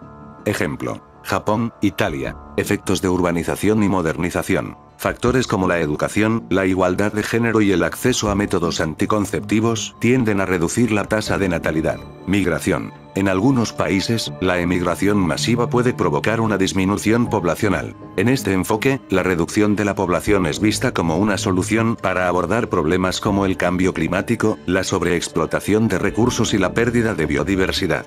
Algunos defensores sugieren políticas para limitar el crecimiento demográfico, como promoción del control de natalidad, iniciativas de planificación familiar, fomento de menores tasas de consumo en poblaciones más grandes. Existen teorías no verificadas o especulativas que plantean la idea de que ciertas élites globales, gobiernos o corporaciones buscan reducir deliberadamente la población mundial por motivos económicos, políticos o ambientales. Estas teorías a menudo incluyen vacunas y enfermedades. Alegaciones infundadas de que ciertas vacunas o virus se diseñan para reducir la población. Control de fertilidad. Rumores sobre programas secretos de esterilización masiva. Agenda global. Supuesta promoción de políticas poblacionales bajo organizaciones como la ONU para controlar la población. Estas teorías son generalmente rechazadas por la comunidad científica, pero se mantienen vigentes en ciertos círculos debido a la desinformación o la desconfianza hacia las instituciones. Si bien este problema ha causado mucha crispación entre las personas, hay una teoría mucho más oscura que gira alrededor de este problema, que ya en pleno 2025, ha dejado de ser una teoría conspirativa, tomando cada vez más fuerza en muchas partes del mundo. Aunque esta teoría que mencioné sobre esta interrogante, la narraré cuando estemos en un nivel más profundo.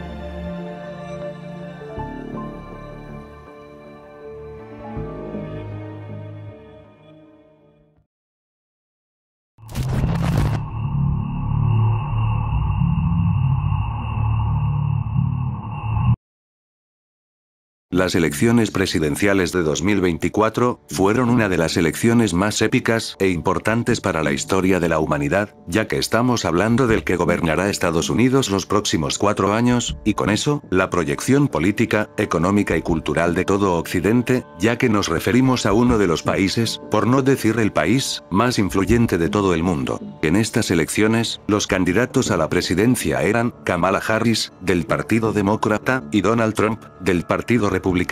Cada uno convencía a sus votantes en base a sus promesas políticas, económicas y ambientales, en las que en el transcurso de la campaña se plasmó una clara ineficiencia intelectual y evidente política globalista en Kamala Harris, quien en toda su campaña estuvo defendiendo los derechos de la comunidad woke, en vez de prometer solucionar problemas económicos que condicionaron a Estados Unidos en el gobierno de Joe Biden, y por cierto, ella estaba dentro de ese gobierno. Mientras que en el Partido Republicano, Donald Trump, como buen empresario, se encargó de fulminar a Kamala Harris con promesas que sí interesaban a la mayoría de los ciudadanos estadounidenses, y que encima prometían un incremento no solo económico en Estados Unidos, sino también un incremento patriótico, como ya caracterizaba a las personas americanas, bajo la frase popular de este país, hacer Estados Unidos grande de nuevo. Esta estrategia sensacional y efectiva del Partido Republicano traía un pack completo del americano de antaño, esa persona orgullosa de su país, por la excelente calidad de vida, las oportunidades laborales, las culturas extrovertidas, y el patriotismo incondicional, que hicieron que no solamente los votantes republicanos confiaran sus esperanzas en Donald Trump, sino también la gran parte de Estados Unidos en general, haciendo que aquellos que estaban en una posición neutra y también muchos votantes del Partido Demócrata salieran a apoyar a Donald Trump, ya que en cuanto a las promesas demócratas, solo era puro empoderamiento mediocre woke, y oda a la inclusión, no prometían un país mejor en ningún aspecto, y además, Kamala Harris no llegaba a representar lo que realmente el pueblo estadounidense quería, y por eso, poco a poco, la campaña de Kamala Harris terminó en una especie de movimiento woke más, en vez de una campaña presidencial.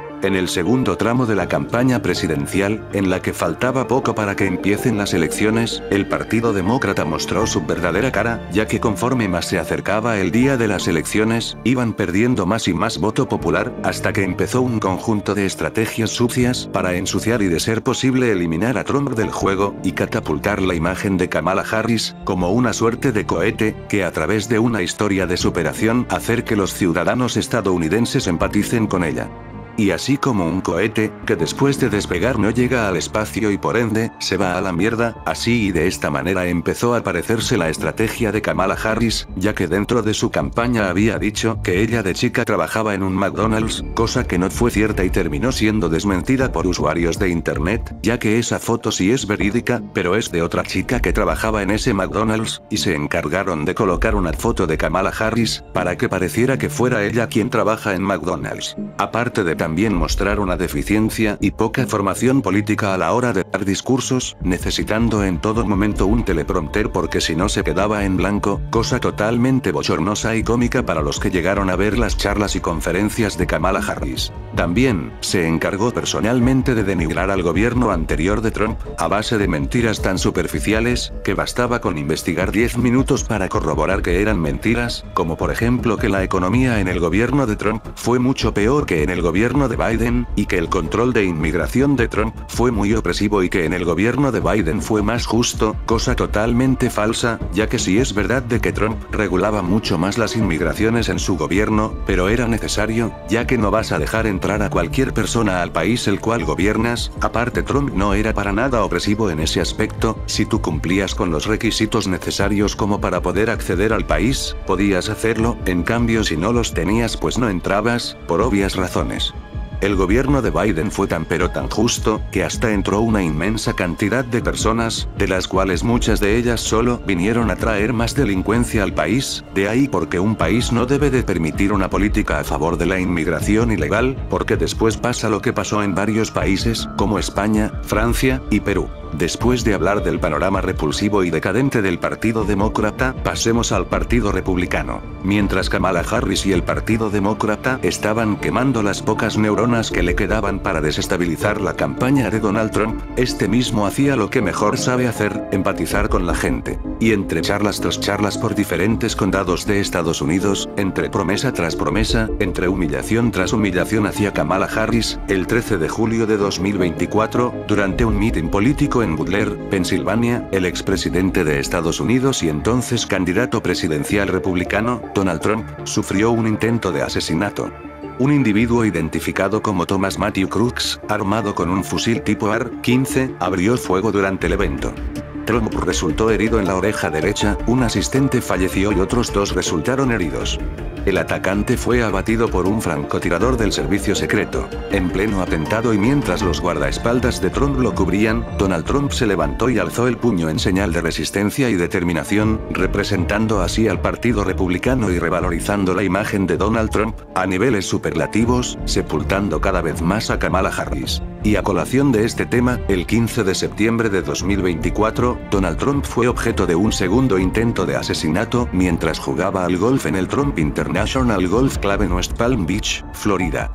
El atacante, identificado como Ryan Wesley Root, un exmilitar de 58 años, disparó en dirección a Trump desde las afueras del campo de golf. Afortunadamente, Trump resultó ileso gracias a la rápida intervención del servicio secreto, que neutralizó al agresor.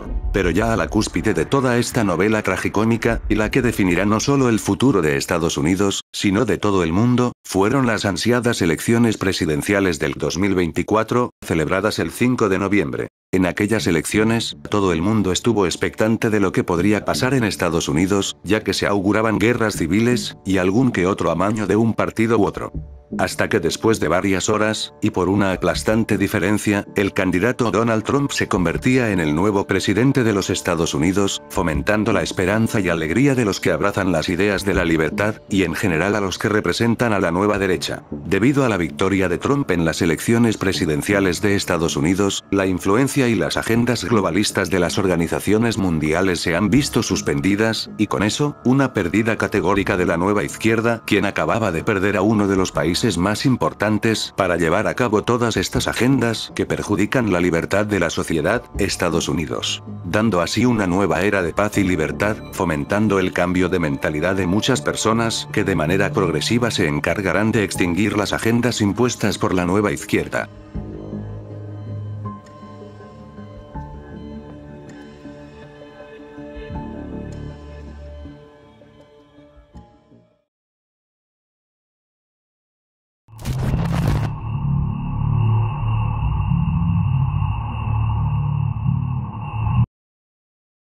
Toda esta información que narraré a continuación fue publicada en el periódico La Gaceta de la Iberoesfera por la periodista Rebeca Crespo, así que, todos los créditos correspondientes tanto al trabajo ejercido por la persona, y al periódico por difundirla en su espacio. Ahora sí, empecemos con esta historia bizarra.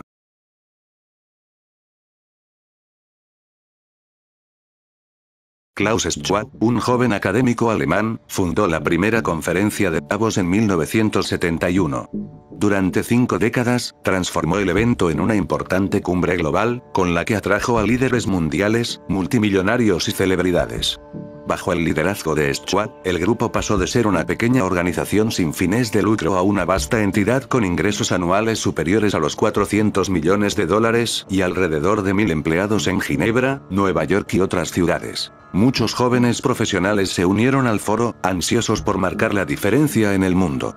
Algunos de ellos sacaron beneficio de su tiempo en el foro, otros han detallado al Journal un cuadro más oscuro, en el que, aseguran, las mujeres eran rutinariamente sexualizadas y cosificadas, una directriz que, según ellos, se establecía en la cima de la organización. Veteranos del foro han asegurado a este diario que a Schwab le gustaba contratar a personas atractivas, quienes después trabajaban en el evento anual en Davos.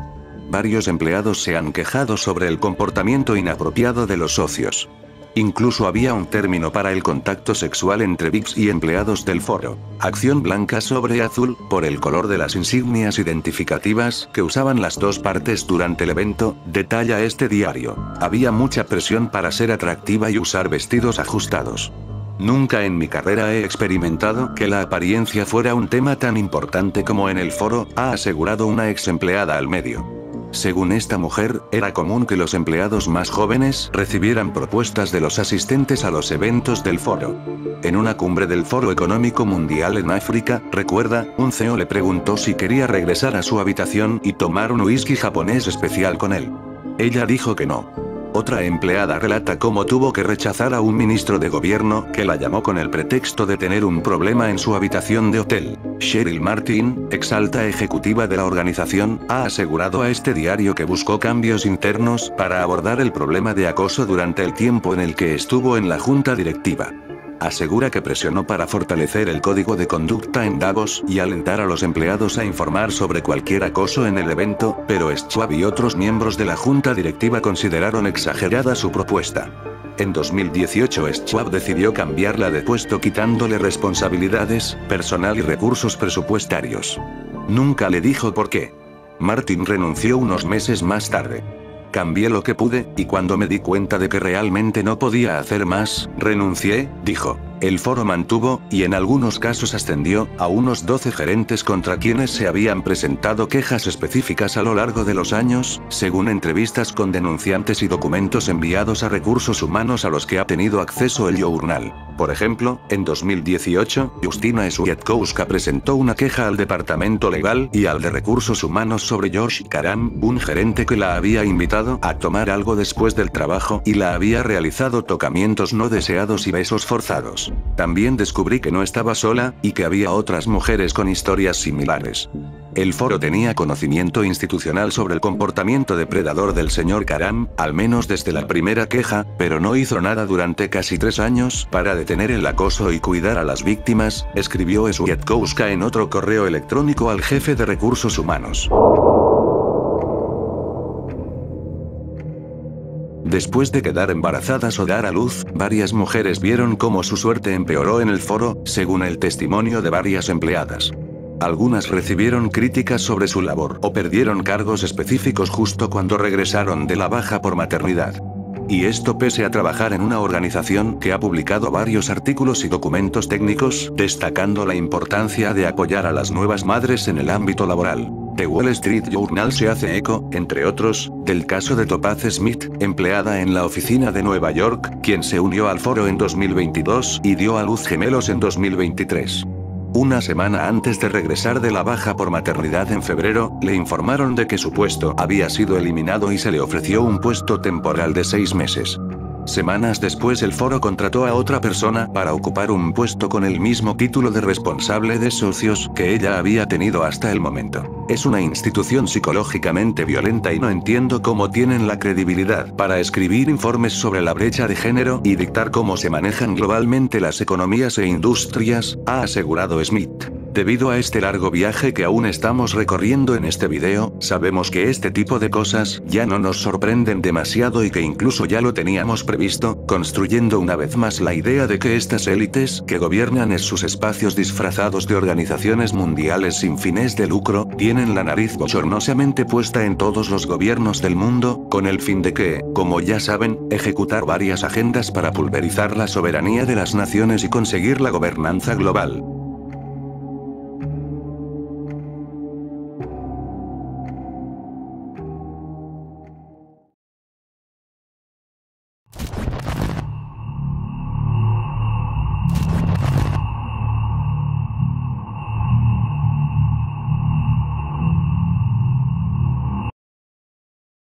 El Gran Reset es un término que ganó notoriedad a partir de 2020 debido a un proyecto propuesto por el Foro Económico Mundial.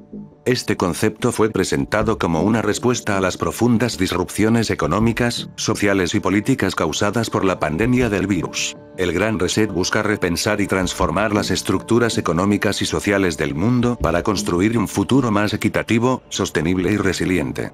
Fue planteado inicialmente por Klaus Schwab, fundador del Foro Económico Mundial, y consiste en una serie de ideas y principios que, según sus proponentes, deberían guiar la recuperación global. Durante el 2020, se publicaron varias teorías alrededor del virus, teorías que no siempre coincidían con el lugar exacto en donde se había creado este virus, pero en lo que sí todas las personas desconfiadas de las fuentes oficiales concordaban, era que esta pandemia era solo una parte de algo mucho más grande que en su día no se dilucidaba del todo bien, pero que hoy en pleno 2025, conocemos bastante bien. Pero empecemos desde el inicio de esta historia, y verán que en realidad, pareciera como que todo esto en primera instancia no tiene mucho sentido, pero que sin duda alguna se va construyendo progresivamente, dejándonos un panorama lúgubre y maquiavélico.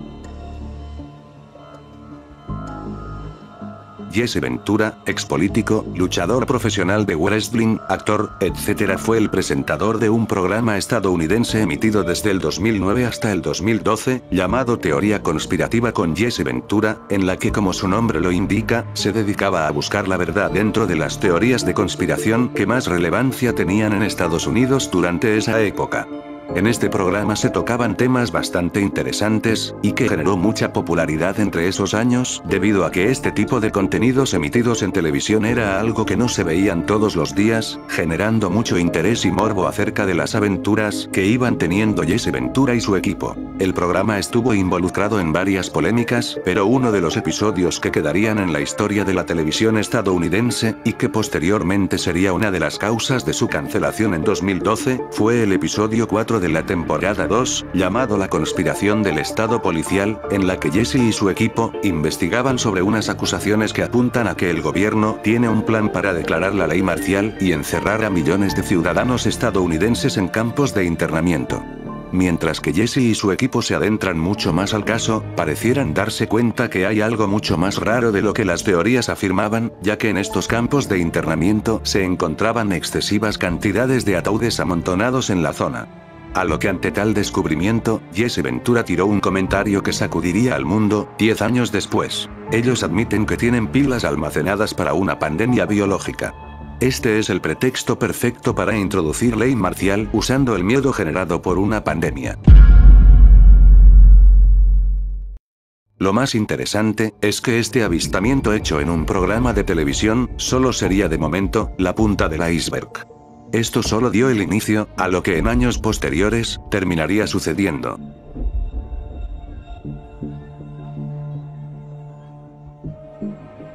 En ese mismo año, exactamente el 16 de febrero del 2010, un investigador llamado Bill Ryan, cofundador de una página llamada Proyecto Camelot, y fundador de una página llamada Proyecto Avalon, páginas en donde se comparten diversos temas que están relacionados con las altas esferas elitistas que operan desde las sombras, realizó una entrevista en enero del 2010 a un testigo anónimo, quien se infiltró sin querer en una reunión de altos masones en el año 2005 en la ciudad de Londres, donde discutieron su plan a seguir, en el cual plantean una agenda de desastres venideros como la Tercera Guerra Mundial, guerras biológicas y un escenario terrorífico postapocalíptico. Aquí te dejo un extracto del video, para que puedas entender con más claridad lo que Bill Ryan resumió de la entrevista hecha por este testigo. And if watching this now you're feeling a little bit shocked, this is how I was feeling when I heard this information. And this is how our source was feeling when he was hearing this information in this meeting, because this is just the beginning. Now, during the time of this ceasefire, everyone's shocked, everyone's frightened, everyone's really terrified about where this is going to go. There are all kinds of heavy controls over populations everywhere. And then the next thing that happens in this chess game that's being played is that biological weapons are released on China. You heard this being discussed in this meeting. They will release a flu-like virus that will be genetically targeted against the Chinese population. It's racially targeted against the Chinese people. It's designed to spread like wildfire and to knock out a large number of the Chinese people. And these people in this meeting were laughing about this. They said, China will catch a cold. Those were their words. China will catch a cold.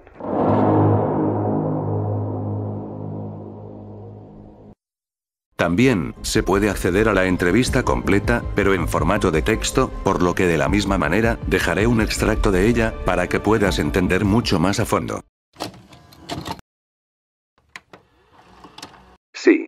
Sería estupendo si pudieras diferenciar entre la información que te llegó de primera mano cuando estabas físicamente reunido con algunas de estas personas, y la otra información que obtuviste a través de medios más subjetivos pero de la que te fías. Es importante diferenciar la información según su procedencia. Aunque para ti, por supuesto, y para mucha gente que leerá esto, todo realmente forma un conjunto coherente, ¿verdad? Sí. Creo que eso es importante. Creo que algo como esto tiene que ser coherente. Por supuesto, hay un aspecto subjetivo. Quiero decir, no lo puedo negar. Pero ¿sabes? Todo se podría ver como subjetivo, pero también viene desde el punto de vista de un testigo. Espero describirlo de tal manera que la gente pueda ver más allá de mis sentimientos subjetivos y llegar al fondo de lo que está pasando. Correcto. Ahora me gustaría que hablaras un poco sobre el grupo al que te has referido. ¿Se refieren a sí mismos con algún nombre en particular? La gente, al comparar tu información con la suya, ¿reconocería a este grupo de personas? Yo mismo he tenido problemas para describir a estas personas. En el pasado me he referido a ellas como una especie de grupo de hermanos. También las he llamado un supergobierno. Les podría dar otros nombres todavía, algunos de ellos despectivos y, además, bien merecidos. Pero creo que la mejor manera, la más sensata, para describir a estas personas de modo que la gente entienda cómo son, es decir que son como un supergobierno, porque esto es lo que están haciendo. Si quieren que suba esta entrevista en Locuendo, díganmelo en los comentarios, y podrán desentrañar el oscuro y perverso lore de lo que llamamos Nuevo Orden Mundial.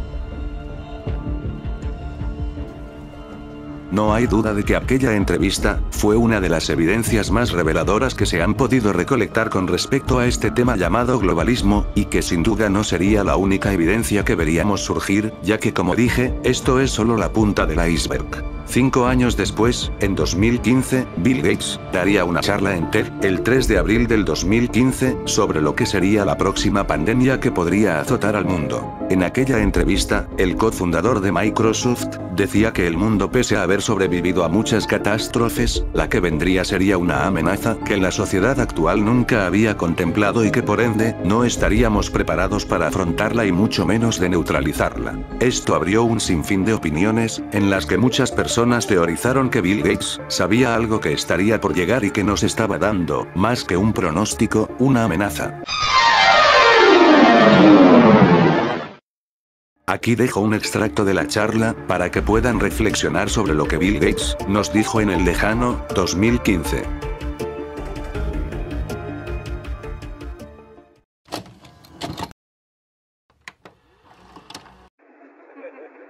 Today, the greatest risk of global catastrophe doesn't look like this. Instead, it looks like this. If anything kills over 10 million people in the next few decades, it's most likely to be a highly infectious virus rather than a war. Not missiles, but microbes. Now, part of the reason for this is that we have invested a huge amount in nuclear deterrence, but we've actually invested very little in a system to stop an epidemic. We're not ready for the next epidemic. Conforme emprendiste esta larga odisea a través de este iceberg, ya sabes que Bill Gates es de todo, menos un santo, y que su polémica conexión con la financiación estratosférica a organismos mundiales, el sospechoso mensaje sobre la probabilidad de que surja un virus en años posteriores, y sus notorias intenciones de querer apoyar un sistema de gobernanza global, han hecho que Bill Gates se haya ganado una reputación controversial en todo su largo camino como empresario, y mucho más en estos tiempos, cuando todas las teorías conspirativas que catapultaban a Bill Gates como una persona perversa, tomaran mucha más fuerza desde 2020. Siguiendo con la cronología de esta historia, en algún momento en el 2015, más específicamente en el Instituto de Virología de Wuhan, la respetada viróloga china Shi Zhengli, conocida como Doctora Murciélago por sus estudios sobre los virus de estos animales, y Ralph Baric, otro virólogo mundialmente conocido de la Universidad de Carolina del Norte en Chapel Hill, publicaron un estudio sobre la técnica de genética inversa, que les había permitido dar vida a un virus a través de su ADN para luego manipularlo y crear un virus artificial. Para crear este nuevo patógeno habían utilizado la espina dorsal del virus SARS y la proteína espiga de otro virus de murciélago muy parecido, llamado SHC014, que la doctora Shi Zhengli había encontrado en una cueva de Yunnan. Esa proteína es el gancho que permite a los virus entrar en las células e infectarlas. Las pruebas de laboratorio con células humanas mostraron que este virus artificial tenía una gran capacidad infecciosa en humanos, según un análisis publicado por MIT Review, revista de la prestigiosa universidad estadounidense. Si bien el estudio tenía el fin de encontrar posibles tratamientos o vacunas contra amenazas potenciales, causó alarma en parte de la comunidad científica que alertó sobre el peligro de la creación de patógenos en laboratorio y su posible fuga. El único impacto es la creación, en un laboratorio, de un nuevo riesgo no natural, denunció Richard E. Bragg, biólogo molecular de la Universidad de Rutgers. Por su parte, Simon Wynne-Hobson, del Instituto Pasteur de París, alertó de que si los científicos han creado un nuevo virus que crece especialmente bien en las células humanas y se escapa, nadie puede predecir su trayectoria. Este estudio, no obstante, se había realizado en un laboratorio con seguridad BSL-3, el segundo más seguro para la contención de virus. Aún así, la polémica volvió a abrir el debate sobre los experimentos de ganancia de función, que consisten en potenciar un virus para hallar vacunas más eficaces y fueron paralizados temporalmente por una moratoria de los Institutos Nacionales de Salud de Estados Unidos. Pero eso no significó el fin de esos experimentos. La doctora Shi Zhengli siguió realizando sus estudios en el Instituto de Virología de Wuhan, esta vez junto al zoólogo británico y presidente de EcoHealth Alliance Peter Daszak. Ambos trabajaron en la recolección y almacenaje de la mayor colección de virus de murciélago, muy abundantes en las cuevas del sureste de Asia, y los modificaban con la técnica de genética inversa. Después de varias opiniones que iban en contra del trabajo realizado por Zhengli Shi, la aún dispersa teoría de un virus que podría tener potencial pandémico, dejó de traer novedades relevantes. Hasta que, en noviembre del 2019, se conocería el primer caso de una persona contagiada por un virus que es exactamente el mismo que Zhengli Shi estaba estudiando. Luego de que toda Wuhan quedara devastada por este nuevo virus, era cuestión de tiempo para que este patógeno se extendiera por todas las partes del mundo. Mientras el virus aún estaba en China, la Organización Mundial de la Salud anunció que los síntomas de este virus eran parecidos a la de un resfriado común y que no era necesario alarmarse, ya que China estaba controlando bastante bien la situación con respecto al virus. Tanto la Organización Mundial de la Salud, como China, sabían que este virus era mucho más que un resfriado común, y que probablemente, este virus podría presentar un problema más grande a nivel global. Lo que realmente estaba pasando, era que el gobierno chino no estaba controlando eficientemente la propagación del virus, y los casos seguían aumentando a niveles alarmantes, hasta el punto en que, para ese tiempo, los turistas y los mismos ciudadanos chinos, que se fueron del país, no tenían idea de que de manera inconsciente, estaban llevando al virus fuera de China. ¿Y qué pasó después? Pues, lo demás, como ya saben, es historia. Ante todo este escándalo y mala gestión por parte de China y la Organización Mundial de la Salud, no le quedó otra cosa más que decirle al mundo el 11 de marzo del 2020 lo siguiente. Profundamente preocupada por los alarmantes niveles de propagación de la enfermedad y por su gravedad, y por los niveles también alarmantes de inacción, la OMS determina en su evaluación que el virus puede caracterizarse como una pandemia. Luego de un mes después de que la Organización Mundial de la Salud catalogara al virus como una pandemia, el 22 de abril del 2020, surgieron 3 temas que rompieron Internet, más específicamente en Twitter. Estos 3 temas, catalogados como hashtags, eran llamados Gates Hacked, Wuhan Hacked y Who Hacked. Estos haciendo referencia a que se habían filtrado más de 25.000 cuentas de correos electrónicos con sus contraseñas incluidas. Estas cuentas filtradas serían de trabajadores de la Organización Mundial de la Salud, el Banco Mundial y la Fundación de Bill y Melinda Gates, en las que relacionaban a Bill Gates con ser el culpable de haber ocasionado la pandemia del virus en 2020, alegando que cuando Trump, en aquel entonces presidente de Estados Unidos en 2020, había dejado de financiar a la Organización Mundial de Salud, Bill Gates, para llenar ese vacío económico que había dejado Estados Unidos, financiaría a la Organización Mundial de Salud un total de 145 millones de euros, además de la financiación que ya hacía de manera regular. Todo esto empezó a salirse de control, generando teorías de que Bill Gates estaba dentro de las esferas supranacionales que quieren ejecutar el plan llamado Nuevo Orden Mundial. Pero, más allá de que Internet estaba totalmente rota a raíz de esta filtración, y que hayan surgido más datos que confirmen que la existencia de este virus no solo fue creada en un laboratorio, sino que también, este virus es parte de un plan con intenciones globalistas, un mecanismo maquiavélico para infundir miedo a la humanidad, y así, otorgarle a esta la solución para que el mundo se crea falsamente que no hay otro gobierno más ideal que estos mismos, para guiar al mundo. Pero todo esto terminaría de explotar, cuando en medio del escándalo en Twitter, salió una actualización en el que publicaba lo siguiente. Actualización muy importante. Un denunciante del laboratorio viral P4 de Wuhan logró escapar con éxito de la China comunista y ahora llegó sano y salvo a Europa. Es colega de Zheng Lixi y de Jing Guo, miembros del equipo del virus del Partido Comunista Chino. Dios lo bendiga. Este denunciante, que dice ser colega de la viróloga, podría haber escapado de China, porque tenía intenciones de revelar algo que de hacerlo en China, sentenciaría su propia vida, y con eso, no poder revelar la información completamente. Lo interesante es que, como si de casualidad se tratase, se filtró un correo electrónico después de aquella información sobre este denunciante que se escapó de China, en el que tiene como protagonista, a una tal doctora Zheng Lixi. ¿Te suena familiar? Pues esta viróloga, quien fue la que logró modificar el ADN del virus, para que pueda infectar al organismo humano, hace aparición en este correo electrónico, en el que dice lo siguiente, y de antemano, confirmaría lo que peor pudiera haber pasado en una situación tan compleja, como lo fue en los primeros casos del virus en Wuhan. El 19 de octubre, la doctora Zheng Lixi tomó un autobús desde el Instituto de Tecnología de Wuhan hasta el laboratorio P4, aproximadamente 16 millas. Se detuvo una vez a la mitad de su viaje, abrió su maleta y colocó un bloque de hielo seco contaminado cerca de una salida de aire en el mercado de pescado en cuestión. Este mercado en particular fue elegido porque se encuentra en el mismo edificio que el centro de la red ferroviaria de alta velocidad más grande del mundo, y porque no estaba fuera de su ruta regular de viaje. El evento fue capturado en cámaras de seguridad.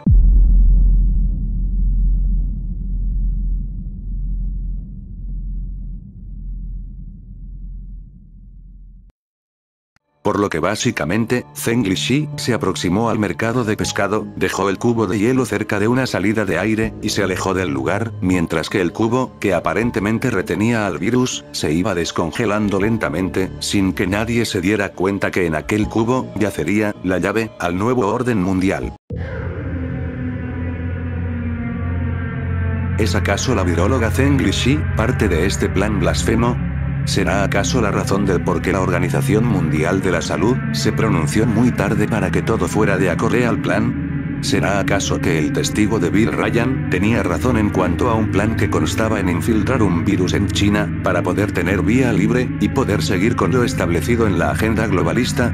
Aunque, en aquel correo electrónico, dicha grabación hecha por cámaras de seguridad, nunca fue publicada, y se sigue esperando esta grabación a día de hoy, en pleno 2025. Por lo que sin esta prueba sólida, toda esta historia que te he estado contando, no sería suficientemente veraz, como para confirmar que en las sombras, hay gente poderosa, que quieren convertir a la humanidad en ciervos globales, dando forma a lo que ellos llaman, globalismo.